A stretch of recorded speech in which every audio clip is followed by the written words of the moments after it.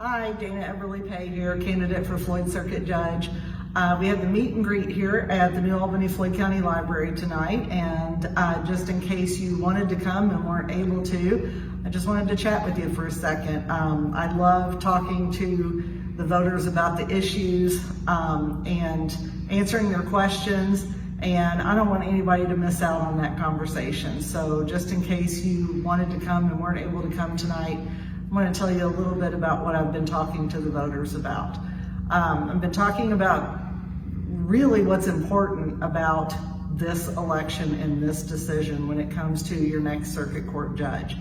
It is vitally important that you have a person on the bench who has experience in the types of cases that are common in that court.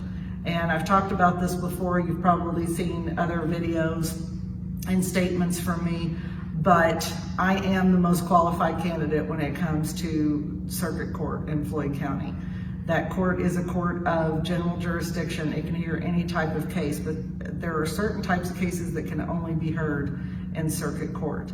Today, I spent my entire day in circuit court hearing a CHINS case, and if you don't know what CHINS stands for, that's Child in Need of Services. That is what is commonly referred to as the CPS case. I was representing CASA in this case. I have represented families who have had their children taken away from them. I have represented foster families who were caring for these children. I've been in this court my entire career. I spent a lot of time in this court and a lot of time on these types of cases.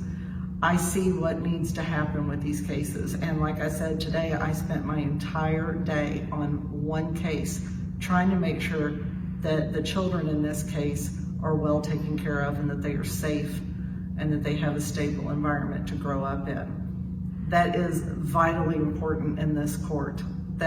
Circuit court's the only one that can hear those types of cases. And this is my passion. My entire career has been dedicated to family law. And I've spent a lot of time in circuit court on all kinds of family law cases. I know how things work in that court. I know how things should work in that court. So I have some great ideas. I'd love to talk to you about them. That's why I have events like I had here tonight at the library, so that I can talk to voters about what my ideas for this court are. Some of the other things that I talk about with the voters are the fact that I am the only candidate who is from Floyd County. I was born and raised in Floyd County. I have never lived anywhere else. I've lived in every town in Floyd County. My family is from here. I know Floyd County. Floyd County is home to me. I know the people of Floyd County. I know the businesses. I know the churches, I know the schools. I am just so intricately connected and woven into the fabric of Floyd County. And I think it's important when you have family issues in front of a judge, that judge knows the people that it affects. So I think it's very important that you vote for somebody who is part of Floyd County and always has been.